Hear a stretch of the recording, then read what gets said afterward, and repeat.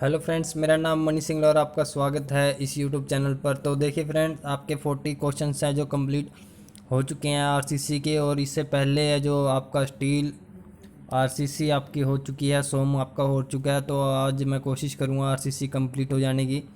तो देखिए, हम ज़्यादा टाइम वेस्ट नहीं करेंगे। आपकी नेक्स्ट क्लासेस की ये जो है फर्स्ट क्वेश्चन मैं आज का स्टार्ट करता हूँ। तो यहाँ पर पहले आपसे पूछा गया है, in case of deep beam और thin web RCC member the first crack form is. First crack कैसे होगा डीप बीम के अंदर? तो सबसे पहले आपको डीप बीम का पता होना चाहिए। डीप बीम कौन सा होता है? जिसकी एल इफेक्टिव स्पैन और में डेप्थ का रेशियो है जो लेस देन आपका 2 रहेगा, यानी कि आपकी डेप्थ है जो ज़्यादा होती है, तो तब आप कहते हैं उसे डीप बीम। डीप बीम के अंदर देखिए फ्रेंड्स, और अगर यहाँ पर आपको पता होगा कि डी ज़्यादा होने के दौरान क्या होता है। मोमेंट ऑफ इनर्शिया का फार्मूला आप नोट कीजिए यहाँ पर, BD/12। अगर डी आपका ज़्यादा हो रहा है डीप बीम, यानी कि मोमेंट ऑफ इनर्शिया आपका क्या रहेगा? मैक्सिमम रहेगा। मोमेंट ऑफ इनर्शिया आपका मैक्सिमम होने के कारण क्या होता है? यहाँ पे बेंडिंग मोमेंट इंक्रीज हो जाती है। और बेंडिंग स्ट्रेस जो मैंने आपको बताया था, स्ट्रेस ओवर में वाई, एम ओवर में आई, ई ओवर में आर, अगर आपको फॉर्मूला याद है ये, यहाँ से आपको पता लगता है कि बेंडिंग स्ट्रेस है जो कम हो चुकी है और शेयर फोर्स है जो ज़्यादा हो जाता है, बेंडिंग मोमेंट ज़्यादा हो जाती है। तो डी बीम को डिज़ाइन किया जाता है only to only bending moment के लिए। और अगर यहाँ पे हम क्रैक की बात करते हैं, तो क्रैक में यहाँ पर आता है diagonal crack due to tension, और वेब शेयर क्रैक इसको बोलते हैं। इसमें डायगोनल क्रैक आता है टेंशन के कारण। और नेक्स्ट हम बात करते हैं the stress block in concrete for an estimate of ultimate strength in flexural.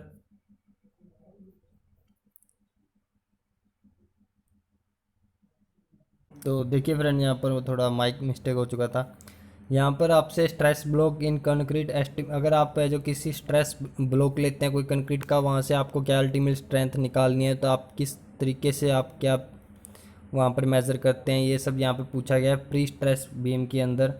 तो ये होता है आपका किसी भी शेप का हो सकता है, वो जो आप टेस्ट डाटा के एग्रीमेंट वगैरह जो भी आप प्रोवाइड करते हैं, तो उसके अकॉर्डिंग आप किसी भी शेप में उसको टेस्ट कर सकते हैं। The chance of diagonal tension crack in RCC member reduce, कब रिड्यूस हो जाते हैं?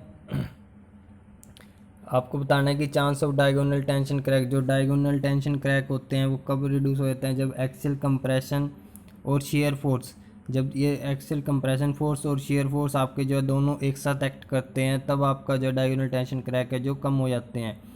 Probability of failure applied implied in limit state design. Limit state design के अंदर बताना है आपने कि प्रोबेबिलिटी क्या रहती है? 10⁻²। यहाँ पर पावर है जो मिस्टेक हो चुकी है, 10⁻² होती है ये। इसमें देखिए फ्रेंड्स, मैं आपको कंप्लीट एक्सप्लेन नहीं करूँगा इसको, क्योंकि ये थोड़ा लेंथी पड़ जाता है, लेकिन आपको जो है अप्रोक्सीमेट आइडिया बता देता हूँ। जो आप जो 5% हम जब क्यूब लेते हैं वहाँ पे स्ट्रेंथ निकालते हैं, तो 5% से ज़्यादा ऐसे क्यूब नहीं होने चाहिए जिनकी स्ट्रेंथ है जो डाउन हो। तो यानी 100 में से 5 सैंपल है जो कम से कम स्ट्रेंथ वाले हम एलिमिनेट कर देते हैं, उससे ज़्यादा नहीं होने चाहिए वो 5%। उससे रिलेटेड ही ऐसा कुछ क्वेश्चन है, वहाँ से ये निकल जाता है 5% को प्लस या मल्टीप्लाई करके। Which of the following deformation are important in case of the beam when compare to flexure alone. जब जो हम डीप बीम को इम्पोर्टेंट क्या देते हैं, बीम के अंदर डिफॉर्मेशन जो होती है उसके लिए क्या ऐसा इम्पोर्टेंट रहेगा, तो वो आप करेगा शेयर, क्योंकि मैंने अभी आपको बताया था कि शेयर वहाँ पे ज़्यादा होती है। If stress is permissible compressive stress in flexural compression in newton पर mm in service, the modular ratio is the order of.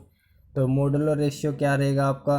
वैसे मॉडुलर रेशियो आपका रहता है 280/3 सिग्मा CBC, ये बेंडिंग स्ट्रेस होती है। तो ये होगी 280/3 सिग्मा CBC। और अब आपको ये पता होना चाहिए कि किसके अंदर होता है, ये पार्शली कंसीडर की जाती है। मैक्सिमम डिफ्लेक्शन टिम्बर, ये मैं आपको बता चुका हूँ लास्ट वीडियो के अंदर। Trapezoidal combined footing for 2 axle loaded column is provided when. Trapezoidal footing आप कब प्रोवाइड करेंगे? तो देखिए फ्रेंड, ट्रेपेजोइडल फुटिंग, ये ट्रेपेजोइडल फुटिंग होती है, ये आपकी ट्रेपेजोइडल फुटिंग होगी, ये कॉलम हो गई। तो एक तो आपका होता है जब आपका ये वाला एरिया जो रिस्ट्रिक्टेड होता है, यानी कि आपकी ये लेंथ है जो रिस्ट्रिक्टेड होती है, आप इससे ज़्यादा यहाँ पर एक्सटेंड नहीं कर सकते।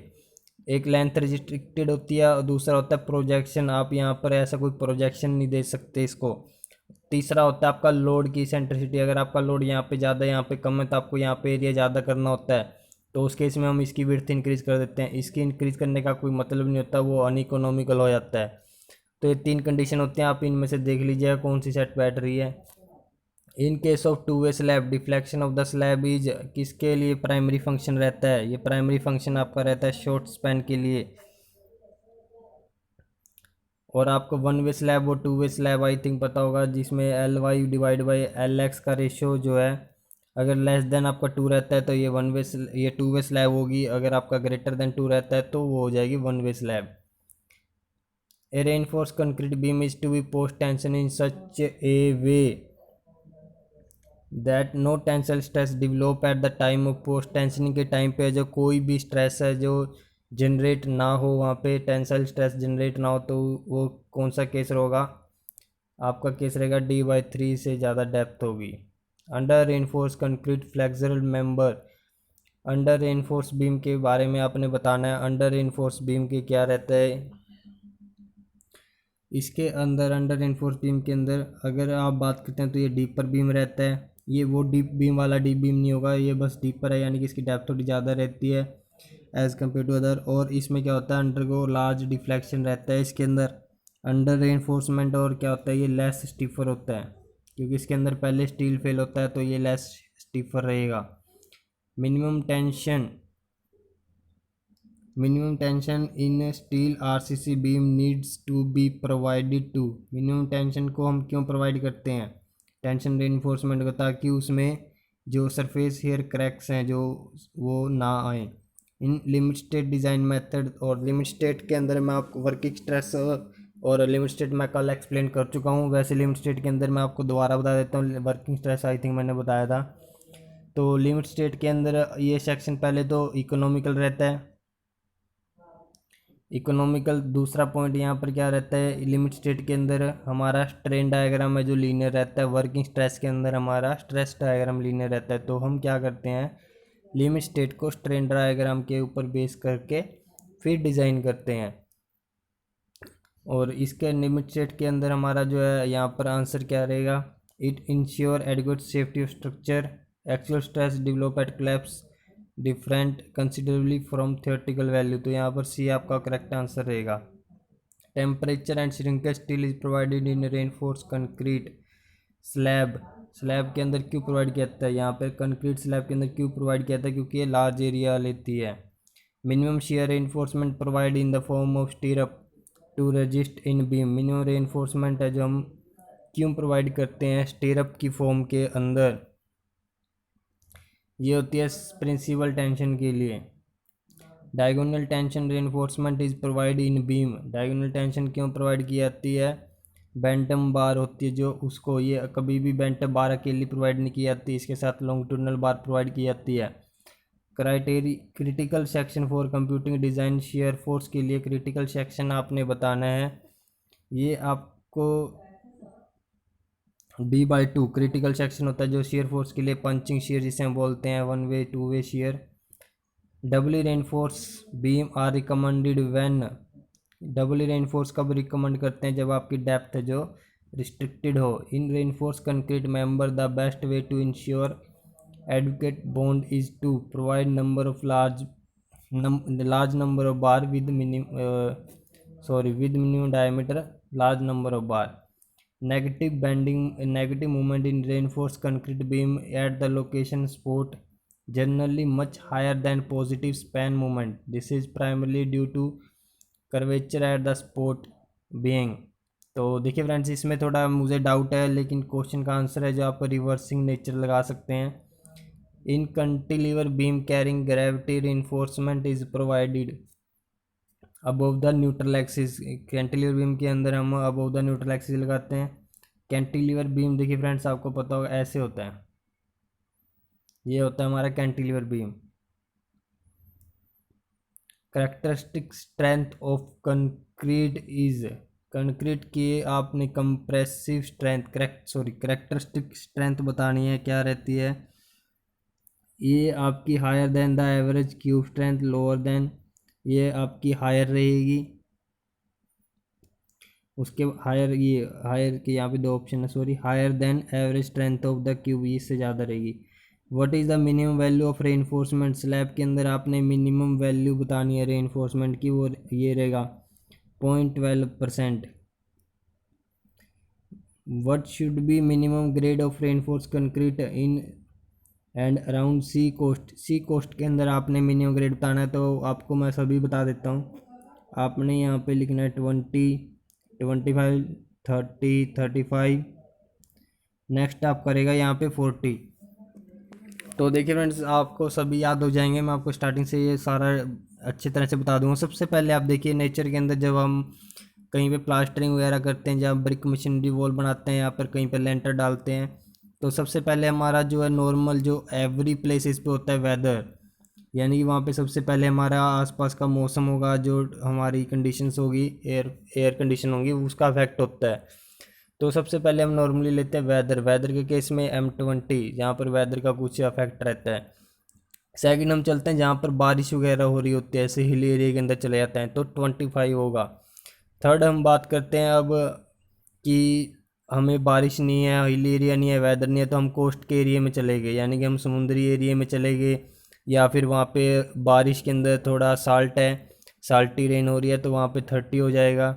इसके बाद अब मुझे ये वाली कंडीशन भी नहीं चाहिए, इससे हाई कंडीशन चाहिए, यानी कि अब मैं कह रहा हूँ कि फ्रीजिंग हो गया, पानी फ्रीज हो गया, फ्रीजिंग कंडीशन के अंदर 35। अब ये भी नहीं है, तो मैं इसके ऊपर क्या कर सकता हूँ, टाइडल जोन, टाइडल जोन में चला गया। तो इस प्रकार से आप यहाँ पे डिसाइड कीजिएगा, तो आपका यहाँ पे करेक्ट आंसर रहेगा M30। Which one of the flowing section perform better on the ductility criteria के ऊपर कौन सा परफॉर्म है जो बेस्ट करता है, वो अंडर रेनफोर्स करता है, मैंने आपको कल भी बताया था। और सबसे बेस्ट सेक्शन अगर आपसे पूछा है तो आपका बैलेंस सेक्शन सबसे बेस्ट रहता है, मूवमेंट ऑफ रेजिस्टेंस के मामले में आपका ओवर रेनफोर्स बेस्ट होता है। On which of the following concept is the basis principle of structural design base, structure design base के अंदर आपने क्या करना है, आपके स्ट्रॉन्ग कॉलम होने चाहिए as compare to column, beam आपका वीक होना चाहिए। अब ये आप मत सोचिएगा कि हमारे बीम ही वीक होने चाहिए, बीम वीक नहीं होने चाहिए, एज़ कम्पेयर टू कॉलम बोला गया है यहाँ पे। अगर आप इसको वेरीफाई करना चाहते हैं तो आप EQB फाइल आप सर्च कीजिएगा गूगल में, आपको मिल जाएगी। अगर आपको नहीं मिलती है तो आप मुझे कमेंट कीजिएगा, मैं आपको मेल कर दूंगा, मेल आईडी आप कमेंट में कर दीजिएगा, तो आपको ये फाइल मैं मेल कर दूंगा। उसके अंदर इस चीज़ के बारे में काफ़ी डिटेल में दिया गया है, ये हर एक स्ट्रक्चर इंजीनियर के पास आपको मिल जाएगी। नेक्स्ट आता है in an under reinforce concrete beam finest, under reinforce concrete beam के अंदर आपने बताना है ये फाइनिस्ट, आई थिंक ये यहाँ पर कुछ मिस्टेक हुआ है, तो अंडर रेनफोर्स के अंदर बाकी ऑप्शन से लगा लेते हैं अंदाजा। Actual depth of neutral axis is less than the critical depth of neutral axis, ये सही बात है। Moment of resistance is less than that of balance section, ये भी सही बात है। तो आपका ये करेक्ट आंसर यहाँ पे सी रहेगा। देखो मैं आपको एक ये बना देता हूँ, ये आपका हो गया क्रिटिकल न्यूट्रल एक्सिस, ये मैंने आपको बता दिया, क्रिटिकल न्यूट्रल एक्सिस बना दिया है, ठीक है। उसके बाद ये हो गया एक्सटेंशन का, ये स्टील का, तो ये हो गया ऐसे ऐसे, मैंने कलर लेना पड़ेगा अलग से।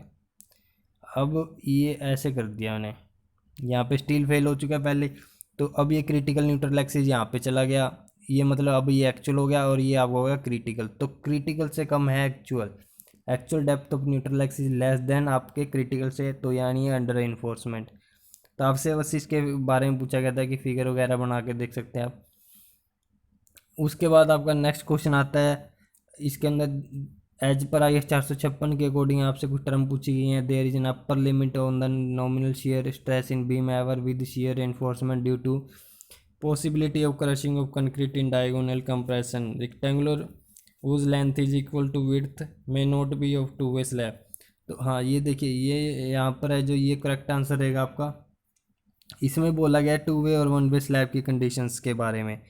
तो आप क्या करते हैं, जनरली हम मान लेते हैं कि कोई भी स्लैब, हम बस एक रेशो निकालते हैं L/X का, L/Y डिवाइड बाई LX का रेशो निकालते हैं, 2 से हम ये डिसाइड कर देते हैं कि वन वे या टू वे। लेकिन अब वो टाइम नहीं है कि आपसे ये इतने इजी क्वेश्चन पूछे जाएंगे, तो अब है जो पैटर्न है जो हाई लेवल पे थोड़ा चला गया है, तो ये कंडीशंस आप भूल जाइए, ये फॉर्मूला भूल जाइए। अगर आपकी किस्मत अच्छी होगी तो ये इजी फॉर्मूला आ जाएगा, अदरवाइज ये नहीं आएगा। अब आपसे क्या पूछा जाता है, आपने वन वे स्लैब बतानी है। वन वे क्या होगी, जब कोई स्लैब दो स्पोर्ट के ऊपर है, दो स्पोर्ट कर रही है, यानी कि दोनों साइड उसके सपोर्ट है, तो उसको हम बोलेंगे वन वे स्लैब। अगर कोई स्लैब ऐसी है जिसके चारों तरफ सपोर्ट है, यानी कि इस साइड सपोर्ट है, इस साइड सपोर्ट है, इस साइड सपोर्ट है, इस साइड सपोर्ट है, जब चारों साइड से सपोर्ट कर रही है तो वो टू वे स्लैब रहेगी। और अगर लोड उसके दो साइड पे लोड ट्रांसफ़र हो रहा है, यानी कि लोड है जो ट्रांसफ़र इस साइड हो रहा है और इस साइड, दोनों साइड ट्रांसफ़र हो रहा है, तब आपकी वन वे रहेगी। अगर आपका जो लोड है इस साइड भी ट्रांसफ़र हो रहा है, इस साइड भी, इस साइड भी, इस साइड भी, चारों डायरेक्शन में ट्रांसफ़र हो रहा है, तो आपकी टू वे स्लैब होगी। तो ये लोड पे डिपेंड, यानी कि इनके कहने का मतलब है, इनके कहने का मतलब यहाँ पे क्या पूछा गया था कि, हाँ ये पूछा गया था, rectangular whose length is equal to its width may not be two way slab for some support condition. यानी कि कुछ ऐसी सपोर्ट कंडीशन होती हैं जिनके अकॉर्डिंग हम ये नहीं बोल सकते कि इसकी विड्थ और लेंथ का रेशियो निकाल के कि ये टू वे है और वन वे है। तो ये करेक्ट है, आप नहीं बता सकते बिना सपोर्ट कंडीशन के।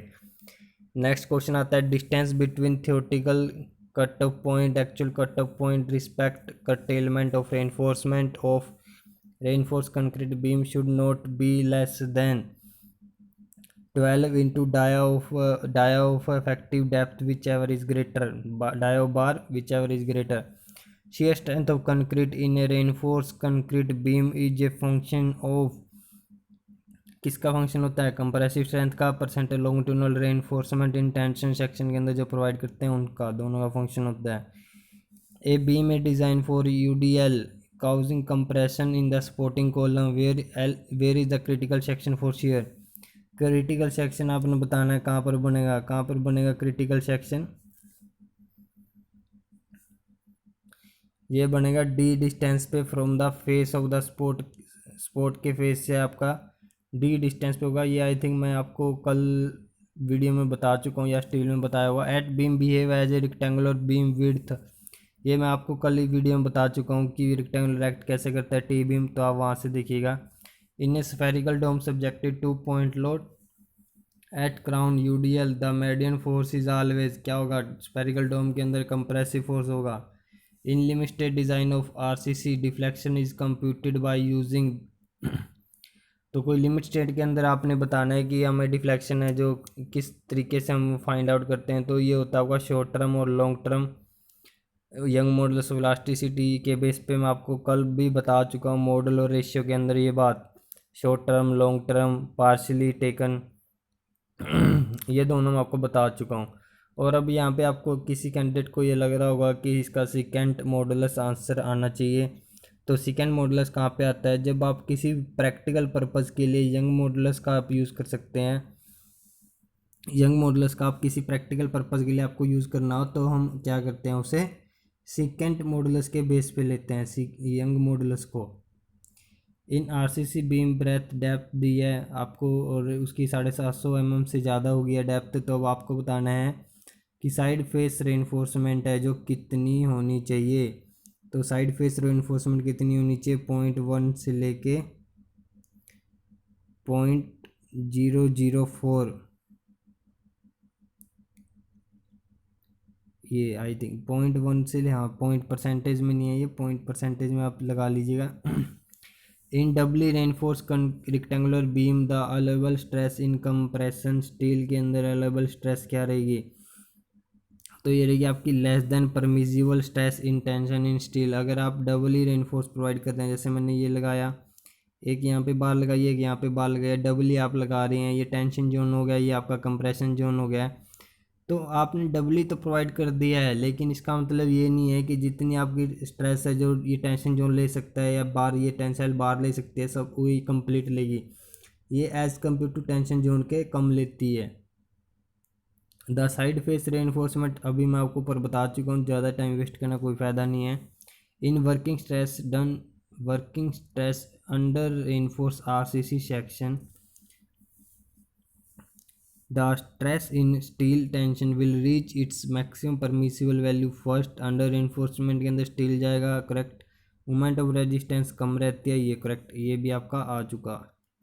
विच of the flowing section of equal cross section area can resist the torsion movement को रजिस्ट करने में बॉक्स। ये मैं फोर्थ टाइम आई थिंक ये क्वेश्चन आया है, fourth time. Loss of stress with the time at constant strain in steel is called loss of stress. ये आपका रिलैक्सेशन रहेगा। रिलैक्सेशन और क्रीप में क्या डिफरेंस होता है? ये लॉस ऑफ स्ट्रेस यानी कि रिलैक्स हो रहा है बंदा, उसने सभी स्ट्रेस को लॉस कर दिया है। लेकिन क्रीप के अंदर क्या होता है? इंक्रीज होती है, increase plastic strain, plastic strain है जो इंक्रीज करती है with constant stress. Constant stress के साथ है जो इसकी स्ट्रेन है जो इंक्रीज करती है टाइम टू टाइम, ऐसे ऐसे इंक्रीज क्रीप करता है तभी तो। ये यहाँ पर कांस्टेंट स्ट्रेन की बात कर रहे हैं। तो ये क्रीप और रिलैक्सेशन में आप डिफरेंस याद रखिएगा। The beam are design for bending moment, अभी ऊपर बताया मैंने। ये क्वेश्चन डेवलपमेंट लेंथ से रिलेटेड ये क्वेश्चन है, काफ़ी लेंथी लग रहा है। इसमें लिखा हुआ है कि आपके डेवलपमेंट लेंथ के बारे में आपने बताना है। और इसके अंदर क्या पूछा गया है? L/3 actual encourage. और ये फ्रेंड छोड़ ही दीजिए, मेरे को लास्ट ऑप्शन में थोड़ा कन्फ्यूजन लग रहा है, कंप्लीट नहीं आया। In the limited design of concrete structure strain distribution मैंने अभी ऊपर आपको बताया था कि वर्किंग स्ट्रेस मेथड के अंदर स्ट्रेस लीनियर रहती है, लिमिट स्टेट के अंदर स्ट्रेन लीनियर रहेगा। तो यहाँ पे आपको करेक्ट आंसर लीनियर रहेगा। Of A singly reinforce balance RCC rectangular section के लिए आपने बताना है। यहाँ पर कुछ आपको टर्म दी गई हैं, तो इन टर्म्स के अंदर आपने बताना यह रहेगा 0.138 FCK at limit state of collapse in shear in case of web shear crack it is assumed that concrete crack when maximum principal stress है जो किससे एक्सीड कर जाती है, ये आपका होता है 0.4√FCK। ये कुछ टर्म है जो आपको डायरेक्ट याद रखनी होगी। नेक्स्ट आता है the load is to be taken corresponds to limit state of strength deflection and crack width are respectively. आप किस प्रकार से लेते हैं लिमिट स्टेट के अंदर? एक तो स्ट्रेंथ का बेस बताना है, फिर डिफ्लेक्शन का बताना है, फिर क्रैक का बताना है। ये आप देखते अंदाज़ा लगा सकते हैं। स्ट्रेंथ अल्टीमेट लोड के ऊपर बेस होती है, ठीक है, और डिफ्लेक्शन और क्रैक आपका वर्किंग पे रहेंगे, क्रैक भी वर्किंग पे रहेगा। तो करेक्ट आंसर क्या रहेगा आपका? डी। सॉरी ये नहीं रहेगा, ये नहीं, डी करेक्ट आंसर रहेगा। डिफ्लेक्शन और क्रैक दोनों के दोनों आपके वर्किंग पे रहते हैं। तो अभी थोड़े से क्वेश्चन और कर लेते हैं 30 मिनट की वीडियो में। Reinforce concrete beam you design for limit state of collapse in flexure shear which of the following limit state serviceability to be check. Serviceability check के लिए डिफ्लेक्शन और क्रैकिंग आपका करेक्ट रहेगा। नेक्स्ट आता है bending movement at the edge of square vertical bunker. क्या bending movement रहती है? PL का स्क्वायर बाय 12।